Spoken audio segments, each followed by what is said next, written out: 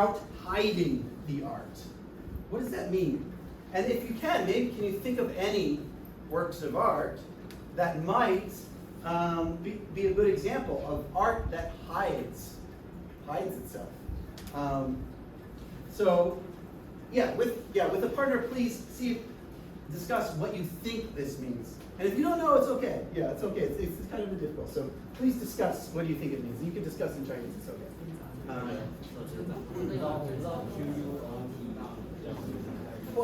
Saying. 需要的可以举手问一下，确认你们要讨论什么。 Quotation. 需要确认事情。 So, what does this mean? What does this mean? Yeah. What does this mean? The art is in concealing the art.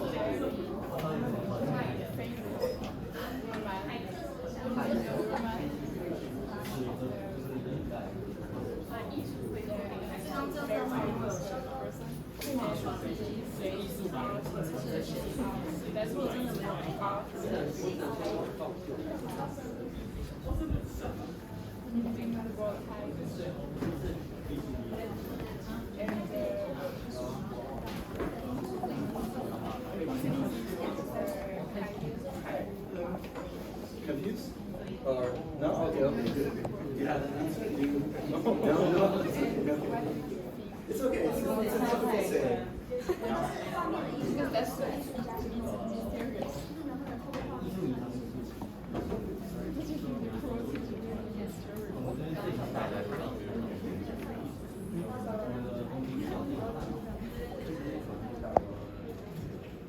Okay. So I'm curious, does anyone have an answer or an idea about what this could mean? Art that hides itself? Art that hides the art? What does that mean? David, do you have any idea what this might mean?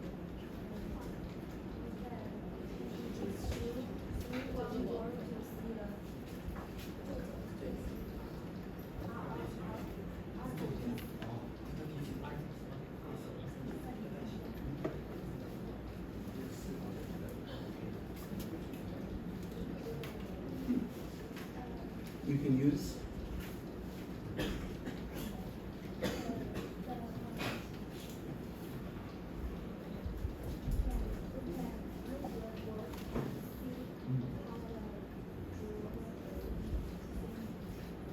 What the artist is thinking. Yeah. So you're describing like what's called an intention. You know, what did the artist think when they made the artwork?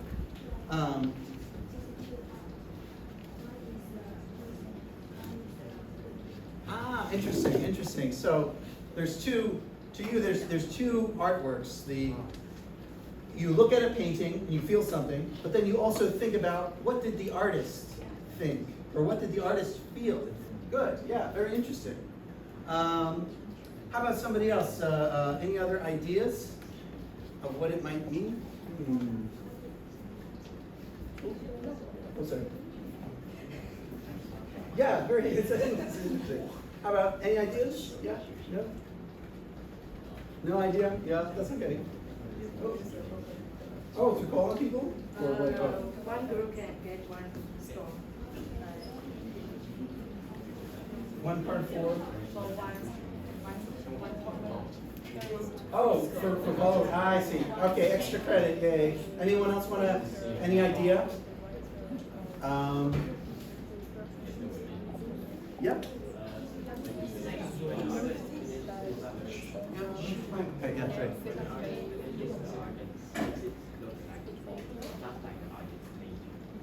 It's natural. Okay. So if they make it look like it's natural, and it's not, not like they tried to do it. Interesting. Oh yeah, you get a card. Okay.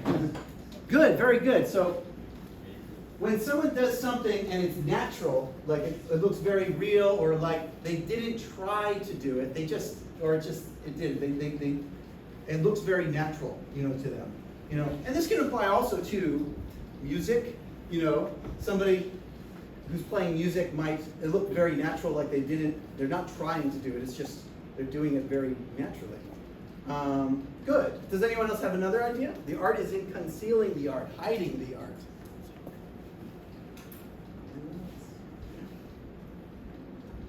But I think these are all good answers. You're thinking about the artist, and you're thinking about the artist's effort. In my opinion, so this can mean many different things, and people have taken it out of context and they've attached their own meaning to it. In my opinion, it's similar to what you were saying, that there are certain works of art that when you look at them, you think it's very simple. It's very simple. It's not, this isn't art, or this isn't good, that a child could do it. But then when you look at it more closely, you realize, oh wow, this is very complicated. But I didn't know when I first looked at it. This is very complicated. This artist isn't a child. This artist is actually a genius. That's what I think is meant by the art is in concealing the art. That sometimes a very good artist, most people don't know that they're good because they conceal, they hide how good they are. And only other artists or people who are very good at appreciating art, or very good at looking at art, enjoying art, will know, okay, this person is very, very good. So I think this describes the Impressionist movement. Because the Impressionists, when they made their paintings, many people criticized it for being simple. So they were very good at concealing their art, and there's something very good about that. You have to be very talented to do that. Let's take a look at this painting. Okay. So this painting, this is not Impressionist painting, but it came out in 1873, which is the same time that Impressionists were painting their paintings. So the same time as the Impressionists, but it was a different style of painting called realism. And you can call it realism because obviously it looks very real. It looks very real. You can see that, actually it might be easier to see. Well, you can see the artist could paint the wrinkles in their clothing. They can paint many details on the stairs. Look at that railing on the stair, has many details. Even look down here at the light. They painted the light coming through a window, even though there's no window there. That's very smart, right? It's very detailed, lots of good details. I think most people, when they see this painting, they'll think the artist is very talented or very skilled. They must have worked very hard to paint this. And so this painting, this realistic painting, again, this came out the same year as this next painting. Let me show you. So again, this one's very detailed, very detailed. Okay, let's take a look at this one. This is an Impressionist painting. It's actually, the title is called Impression Sunrise. And it came out the same year, 1872. Oh yeah, thank you. But look, compared to the previous one, there's not a lot of detail, right? Not as much. But there's a lot of color. But it's sort of, we use this word maybe, it's not clear. It's not clear. It's a little, we would say, blurry. Blurry means not clear. Kind of hard to see. When something is blurry, it's kind of hard to see. Like there's kind of smoke that the painter has saw smoke or a mist, going through the ocean. When this painting came out, again, in 1872, people criticized it. A lot of people hated it. They said it was too simple. They said the artist was lazy. They said the artist forgot to finish the painting. They believed that the painting was unfinished. And so many people did not like it. Well, this painting today is worth about 250 to 300 million US dollars. So it's worth a lot of money, way more than the other painting that you saw, even though they came out in the same year. This painting's by Claude Monet, who's one of the most famous Impressionist painters, probably the most famous. But when it came out, like I said, many people criticized this style. And that's because, in my opinion, Monet, he was an artist who concealed his art. He hid his art. Because most people, when they looked at this, they didn't see how much skill, talent, and hard work it took to paint this. Most people looked at it and believed it was too simple. And so that to me is an example of the artisan concealing the art. He concealed his art, whereas other artists, maybe at this time, thought he was a genius. They thought this was brilliant, a genius. Not a lot, but some at that time. And now, of course, today we consider it genius, that it's worth so much money. So this is that's a good example of the Impressionist art movement. Now, to understand really why was this such an important painting, why was this style so much more important than the other style, the realistic style, we actually have to look at the history of France at this time and Europe at this time, and specifically, well, there's a lot of reasons why Monet painted this way, but I think it's useful to look at the technology that existed at this time. So, the Impressionists were painting in the 19th century, so that's 1800s to 1899. What technology, there was a specific kind of technology that made painters worried they would lose their jobs. What technology would make a painter worried that they would lose their jobs? Yeah? Oh no, in the 19th century. Not today, but that's actually a really good point. But what about back in the 1800s? What? You have your hand up? Yeah. Yeah. I'm sorry?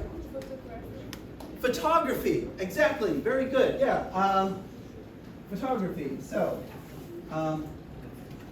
the camera was invented in 1812, but it's really interesting you mentioned AI, because today we have technology that is making artists today afraid that they'll lose their job. It's AI technology, right? Well, the camera was kind of like the AI technology of the 19th century. Oh, thank you. I forgot. Yeah, thank you. So the camera was kind of the AI technology. It was this new technology. When it came out in 1812, it was very expensive, very clunky, very simple. But as time went on, as the decades went on, it became more and more popular. And by the 1870s, the camera was becoming very popular and not as expensive, so there were more photographs everywhere. And so painters were afraid we're going to lose our jobs because a photograph can be more realistic than even the best of painters. All of these painters who practiced to get so realistic they could paint water droplets falling from your fingers, they were afraid they would lose their jobs because a photo was much cheaper and could capture the same details. So a camera had could capture much more details than any artists. So painters were afraid they were going to lose their job, and so they had to think of ways they could paint and do something a camera could not do. They needed to do something a camera is very good at details, so what could a painter do that a camera could not? So they had to think of a new way of painting to make themselves useful. And who knows, maybe today artists will have to think of a new way to make art because of AI technology. Who knows? Maybe. Well, that's for another lesson, though. Okay, so take a look at these next two photos. Or not photos. One's a photo and one's a painting. So this is a photo from 1852. Actually, Margot, I might need your help on how to pronounce this. Is it?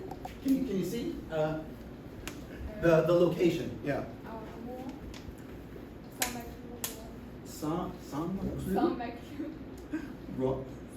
Yeah, go ahead, one more time. San Maklu? Oh man, that is difficult. But thank you. So you can hear the correct pronunciation. And so this is a cathedral. Thank you. This is a cathedral, very famous. Here you have a photo of the cathedral that was taken in 1852. And as you can see, there's lots of details, right? You can see all the shapes because it's a photograph. This is made by the same painter, Monet, of the same cathedral. Now, I know one's a painting and one is a photo, but what are some of the differences between the two? Between these two?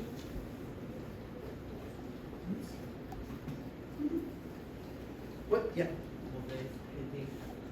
Exactly. Monet's painting has colors, and that's really important because a camera can't have colors.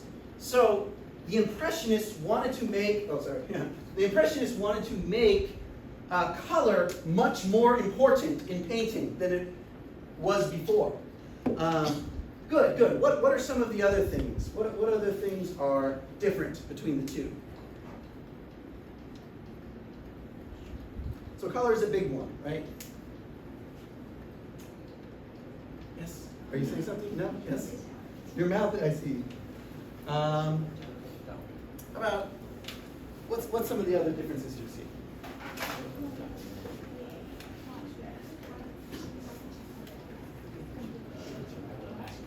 The light, good. So we have colors, and so there's a lot more light in the painting. Yeah. Good. Yeah, sorry, here you go. Yeah, so the light. Actually, I'm going to write this on the board. This is important. Yeah. Oh, yeah, sure. And? Sorry, I went over. The aspect. What do you mean by aspect?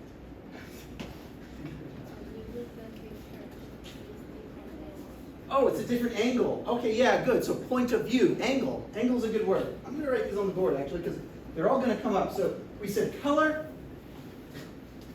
Color. What was the second thing we said? Color. What did you say? Light. Light. That's very important. Light. This is actually very important. And then angle. You said angle. The angle. So I'll talk first about color. Like I said, so all paintings had color back then, but the Impressionists, they wanted to take color and make it like the most important part of their paintings, or one of the most. You know, one of the most beautiful, not just any colors, but bright colors.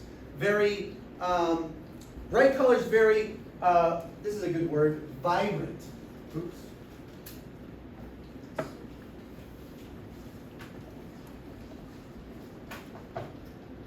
Vibrant, it means very bright, but in a very positive way.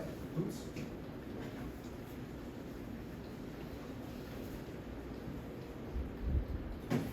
When something is vibrant, it is so bright, it looks like it's really alive. It's really alive. So it's a very positive word. And it's used a lot to describe Impressionist painting because their colors are so intense. They're so bright, so vibrant, they look like they're very alive. So the painters, they're like, oh, we're competing with photographs. Photographs can't do color. We're going to use color to great dramatic effect, great powerful effect. We're going to make it so intense. And so that's one of the things that they were able to do, or that they tried to do. And if you look here, remember I said the camera can show details, right, and shapes. You can see the shapes very clearly. Cameras are clear. Here, the shapes are not so clear. And it's almost like the color is more important than the shapes or the details. The details are not the most important thing. What's more important are the colors, so that's, again, this is Monet Cathedral. I want to talk a little bit more about colors in this time.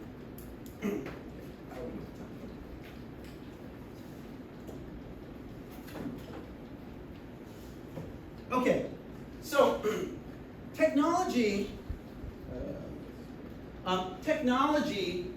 can make artists afraid, like I said, like the camera, that they would lose their jobs, but it also can change. It also can change the art and the type of art that's being made. It's very interesting, I think, to study, the history of technology and how it changes art. And one thing in particular, and it was actually an American invented this. In 1841, these tubes, they're tin tubes, they were invented and they could hold paint. Before these tubes, an artist had to stay in a studio and mix the oil paint for an oil painting. And so they had to mix the oil painting, and the oil painting could dry out very quickly. But in this, they didn't dry out, so the artist could take the paints with them. This is really important for the Impressionist painters, which started painting a couple decades later, because it introduced a bunch of different colors to artists. So colors like chrome yellow and emerald green. These are colors that older artists didn't really use. And so not only were the Impressionists using lots of bright colors, but they were also using colors that were never used before because of these tin tubes. So very important why they use so much color. Next part. Artists, so like I said, now they can carry their paints because of that invention. The paint doesn't dry out. But artists can also carry their canvases. A canvas is the surface that you paint a painting on. And so, if you go and look at a painting of, I don't know, like an older painting, maybe Mona Lisa or something, it'll be very tall. But the Impressionist canvases were smaller because they would carry it. So they would carry their paint in tubes, but they would carry the surface, the canvas, with them wherever they would go. Now, why is this really important? Because they didn't have to paint as much from their imagination. They could leave the studio and go out and paint a cliff like this. They could go walking out into nature. So a lot of Impressionists were using nature, but they weren't doing it from their imagination. They were painting exactly how they saw it because they could actually carry things. So the tin tube allowed artists to leave the studio and go outside to paint. And for the first time in history, you could finish an oil painting in a garden or a cafe or in the countryside. This is also Monet, and he supposedly he would walk several beaches to get to this spot in order to paint it. And he didn't paint it in one sitting. It took him maybe 2 or 3 times to paint it. And one of the reasons is because Monet was very obsessed with light. So if he started painting a cliff and the light changed and he didn't like the light, he would stop painting that painting and he would go and work on another painting. And so he was changing paintings because he was so obsessed with light that if the light changed and he didn't like it, he would stop working on it until he liked it again. So he was that strict about how light would fall on the objects that he painted. And so it took him several times to paint this, and he had to walk to go do it. And as you can see, yeah, he uses lots of color. He doesn't use a lot of dark colors. You know, not a lot of black or gray like a camera. In fact, there's a funny story. There's a very funny story. So this is Claude Monet. And so again, he was born in 1840. He died in 1926. It's not a funny story, I guess, but an interesting story. At his funeral, there was a politician who removed a black cloth from his coffin. He removed it, and he said, "No black for Monet. Black is not a color." He said, "No black for Monet. Black is not a color." He thought it was disrespectful to put black on Monet's coffin because he didn't use black in his paintings. He loved colors, bright colors, vibrant colors. So yeah, that's a very interesting story. He didn't, again, it could have been because of the camera or it could have been his own opinion, but he just didn't use lots of black or gray. He used lots of bright colors. So yeah, that's an interesting story. Okay.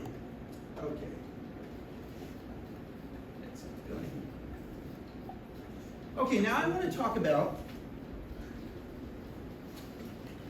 the name Impressionists.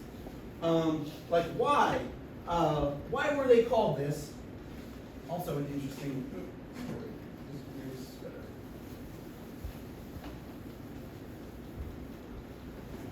So first of all, what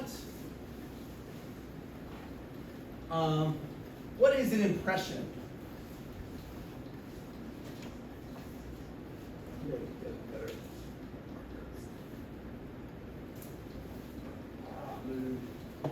Okay. What is an impression? Have you ever heard this word before? Do you know what it means? Have you ever heard it?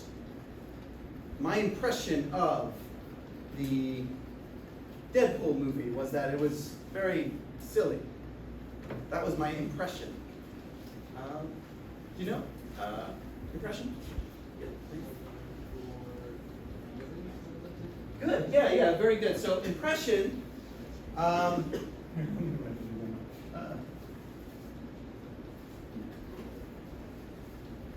Okay. Yeah. So feelings. So you're feeling, but it's actually a specific kind of feeling. So all impressions are feelings, but not all feelings are impressions. Anyone else know what is also true about it? What other word do we need here? So it is a kind of feeling, but what kind of feeling? My impression. Do you know? Yes. Anyone? No. Okay, good. You can have good impressions, bad impressions, but impressions are usually your first feelings. Your first feelings. So if I say, "Oh, my impression of this artwork," I'm talking about how I felt when I first experienced something. When I first experienced it. So your impression is your first feeling. And particularly with this style of art, it's the feelings that come before you think about it. You know, maybe if I look at a landscape, or if I go out into nature and I look at something and I see a bunch of green, I don't know what it is. I don't know exactly what I'm looking at. But then I think about it, and I'm like, oh, those are trees. Those are trees. But your impression, these are your feelings that come, first feelings, before you think about anything, before you've thought about it. That's very important. Because, so if Impressionism is supposed to be about the very first feelings you have, or your first, when you experience seeing something for the first time, that makes sense why there's not lots of details. Look, she has no face, right? Maybe the artist, you know, when he's looking at this woman, maybe the light is in his eyes and he doesn't see, or he doesn't think about exactly what he's looking at. And so he doesn't see all the details. These are his first impression of this scene. Maybe that's what the artists are trying to show. You know, the first feelings of when you see something, and you don't see all the details. So this is, this is again Monet. Study of a Figure Outdoors is the name of the title. And a figure, it's very interesting. It's not study of a woman. He chose the most uncertain word, to describe it. It's not specific. And so good. Now there was an art critic back in this time period, and he had a very interesting quote. He said, "Impressionists paint things not just as they are, but just as they appear to be." Very important. Are versus appear to be. If I say,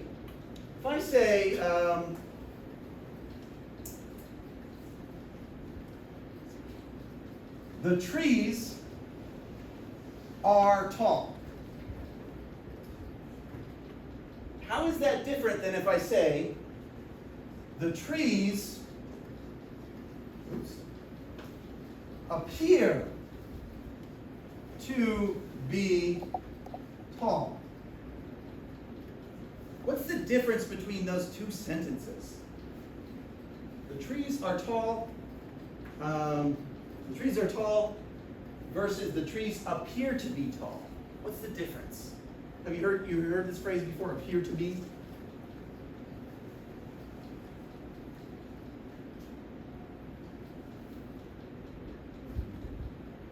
Yeah, Margot. When you are something, you know what you are, but when you look at something, you don't know what is this thing, but you have the look. So, you know what you are, but not what is not you. Yeah. So she used a very good word, know. You know what you are.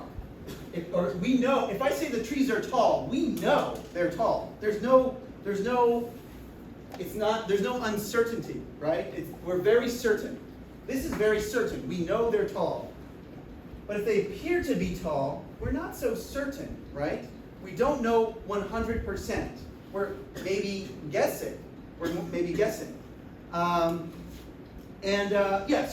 if they're tall, you're very certain. This is like a camera. When you look at a photo of a camera, you know what they look like. You know what the object looked like. You know what the cathedral looks like because the cathedral is in the camera. But when you look at a painting like this, we don't exactly know what she looked. If we took a photo of this woman with a camera, we would know. Does she have blonde hair, brown eyes? We would know. But in this painting, we don't know. So that's a good point. Appear to be is not certain. Now, why? Why is it not certain? Why is it not certain? So the trees are tall, we know they're tall. It's certain. But if they're not certain, why? Or if they appear to be tall, why don't we know for sure? I think you did kind of say it. Yeah. Very good. Yeah, those are great words. I haven't been giving these cards out. I'm sorry. Here you go. Okay. So, where's this? So you said two words. Objective. Oh, good. This is a good one. Objective, and then this one, appear to be, is subjective. These are very good words to talk about art, not just paintings, but stories, literature. When something is subjective, it's a matter of opinion. And you can remember it because the subject, the person who is looking at this woman, he maybe has an opinion. This is how this woman looks to the artist, to the subject. Whereas she would look very different to us. So when you change the subject, the thing looks very different. Objective, this is not opinion, this is a fact. So I'll put fact up here. A fact, and this is opinion. If I say the trees are tall, that's a fact. If I say the trees appear to be tall, that's me guessing that they might be tall. And so it's kind of my opinion. It's subjective. Very, very good. That's what he meant, this art critic. Impressionists paint things, not how they are. That's what a camera does. A camera takes a picture of things how they are, how they look like to everybody. But Impressionists paint things as they appear to be to the artist. Look at this again. This woman doesn't look this way to everyone. It's just to the artist at that specific moment. Like I said, maybe his first impression when he saw this woman, maybe the sun was in his eyes, the light was in his eyes, and things are very blurry. They're not clear. Maybe the wind is blowing. And maybe he doesn't know what he's looking at because of this is just his first impression before he thinks about it. And so this is how she appears to be to the artist. When an artist makes realistic paintings, realism, they're trying to create how things are, how they look like I said with the camera. But what makes Impressionists so interesting is that you should also be thinking about the artist. You should be thinking about the artist at this moment, and how he looks. It's almost like the Impressionist painters, they wanted to capture or show the experience of seeing this woman as the artist saw her.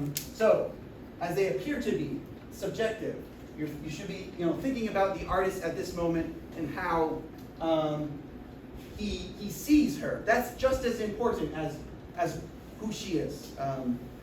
So yeah, that's one of the reasons why I think the name Impressionist feels very accurate and very. It's one of the reasons why people use the name and like the name a lot. Now I do want to talk about the history behind how they got the name. This is funny to me. Okay, so I don't know if I can pronounce his name correctly. Can you? Louis Leroy. Louis Leroy? Louis. Okay, one more time. Louis? Louis. Yeah, Louis? Leroy. Leroy. Whoa, okay. Yeah, Louis Leroy. So I see Leroy, but Leroy, it's interesting. Louis Leroy. You don't have to remember his name, but it's a funny story. So in 1874, this guy, he was a writer. He wrote many plays, and he also wrote many articles about art. And he went to a exposition, a show, where all of the Impressionists were showing their art. Monet was showing his art, and I told you before there was a Monet painting called Impression at Sunrise. Impression at Sunrise. But when Monet painted that, he didn't call himself an Impressionist. When Monet and many of these artists were painting, they didn't have a name for what they were doing. They didn't call them the Impressionists. This was the first guy to use the word Impressionist. But what's funny is that he was saying this is a bad thing. He was trying to make fun of them. So he says, the exposition of the Impressionists, and to him, Impressionist was supposed to be a negative word. It was supposed to be an insult. And the reason he thought it was an insult because, again, he believed their paintings were not finished. They were not finished. When he uses the word impression, he means kind of more like a rough draft. Like, the first draft of a painting, or the first attempt at a painting, but they didn't finish it. They didn't refine it and make it better. And so he used the word impressionist, and I think it's very funny because this guy himself was an artist, but he's not remembered for anything that he wrote. He's not remembered for his plays or his articles. He's only remembered as the guy who tried to insult Monet and accidentally made him more famous by coming up with this term. So he's remembered as the guy who came up with the impressionist term. And he was trying to insult them, but instead he made them more famous. And other critics started using the term, and then that's how it stuck. Probably because it's a pretty good way to describe their art, I think. But yeah, pretty funny. Okay. Okay. Now, I want to talk about the history of how much they were rejected, because it's very interesting to me, and it's surprising how how often you see great artists get rejected by people in their own time period, and how much rejection they have to experience.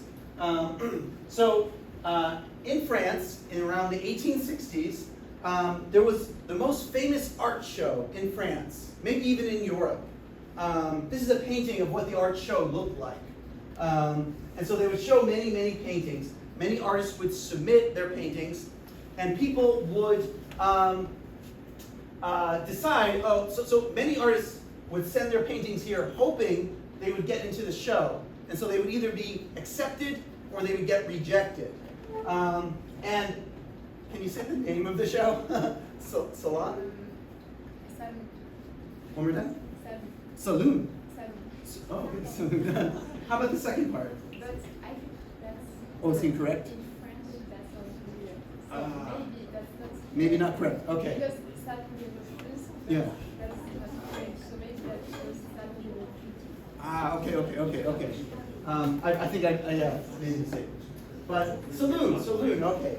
So the Saloon was the most famous art show in France at that time. All the artists were submitting their work, and many of them who were impressionists were getting rejected, obviously. So you can see where this is going. So the Saloon preferred, they really liked, like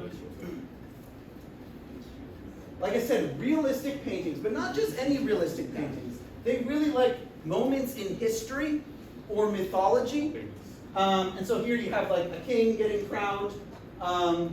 And I think this is maybe, also religion. Religion was moments in religious stories were very important to this art show, But the Impressionists, who were again painting nature, and they were painting everyday objects, they were getting rejected. So they all decided that we're going to make our own art show. And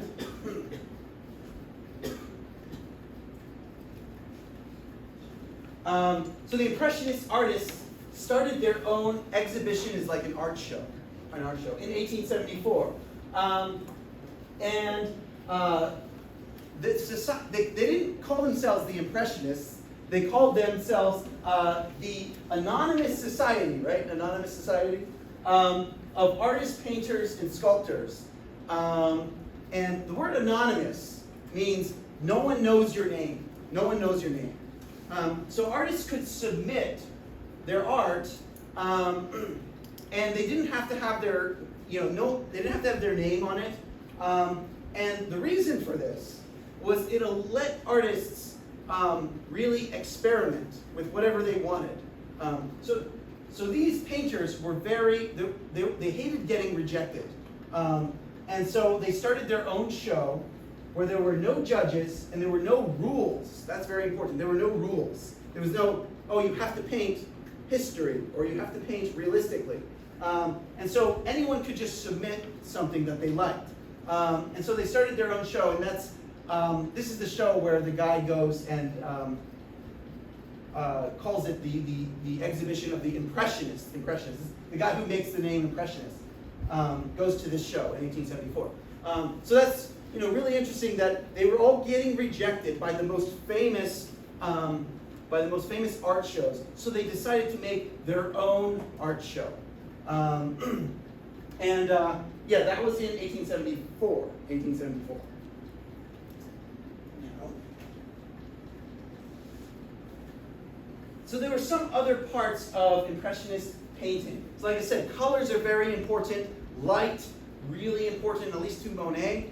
And again, they were trying to capture things or do things that a camera couldn't do. But the Impressionist painters were not just competing with the camera. They were in competition with older artists, people who were great masters. So they wanted to paint things that was around them. Because no one else really, or I wouldn't say no one else, but a lot of people didn't paint the industrial life that was going on in the 1870s. So they like to paint modern, everyday things that you would see every day. Not big battles in history, not mythology or religion, but everyday things. Because this was what made their painting different from older paintings. So here you have this, industrial factory. This was 1873, and here's more industrial life. So the train was really important because, like I said, trains made it easier for people to leave the city and go into the countryside and see nature. But it also brought lots of people from the countryside to the city. So the cities were very populated. There was a big population, and so they were very busy. And the Impressionists wanted to capture some of these things. Claude Monet, this is again Claude Monet, The Arrival of a Train. He really is obsessed with smoke, light, things that can block your vision, because he's interested in how these things affect the way you see. So yeah, things that can affect the way you see and how that changes the object that you're looking at. He was very interested in that. But also modern trains, right? Here. They showed people, again, technologies. We'll continue next period.